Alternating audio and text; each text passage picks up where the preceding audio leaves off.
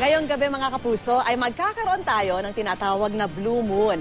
Hindi naman daw ibig sabihin nito na literal na magkukulay bughaw ang buwan. Pero espesyal pa rin ito, lalo na sa mga romantiko. At mula sa Maynila, nakatutok live si Mariz Umali. Mariz! Vicky, pagkatapos ng mahigit 2 taon, ngayong gabi dapat natin muling masasaksihan ang Blue Moon. Pero naging mailap ito dito sa Luneta, maulap ang kalangitan, kaya naman hindi natin natanaw itong Blue Moon. Gayunpaman ay inabangan siya ng mga namamasyal dito.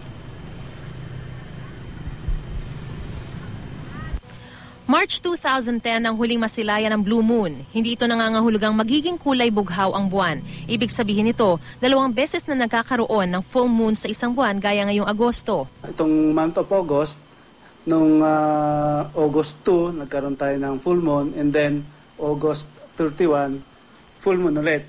Nangyayari kasi itong mga activity na ito, tulad yung itong Blue Moon na ito, every 2.5 to 2.7 years.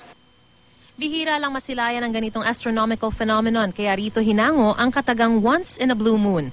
Ayon sa Pag-asa, bagaman hindi talaga nagbabago ang kulay ng buwan, may mga pambihirang pagkakataon na kapag tumapat sa blue moon ang napakaraming dumi o alikabok sa himpapawid na dulot ng pagsabog halimbawa ng bulkan, ay nakapagbibigay ito ng ilusyon na asul ang buwan.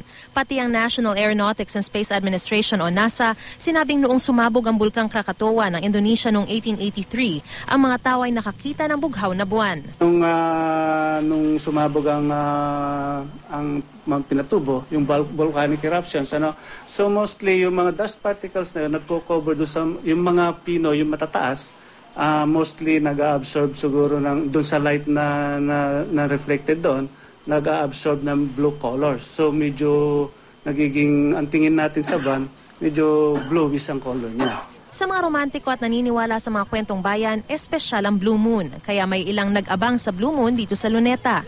Sabi nila, romantic daw yon, di ba?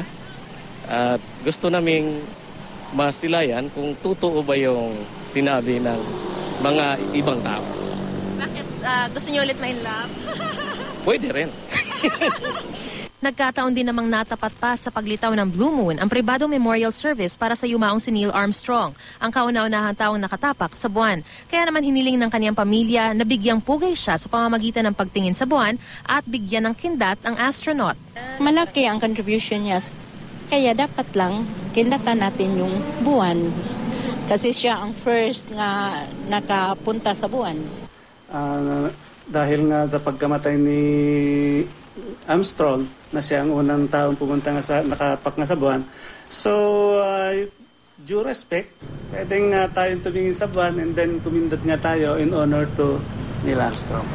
Vicky, ayon sa Pag-asa dito sa Metro Manila ay sumikat ang buwan kaninang 5:46 p.m. at ganap itong magiging full moon mamayang 9:58 ng gabi. Kaya may pag-asa pa tayong matanaw itong Blue Moon at lulubog naman ito bukas ng 5:09 ng umaga. At muli na nating masasaksihan ang Blue Moon sa July 31 ng 2015. Vicky?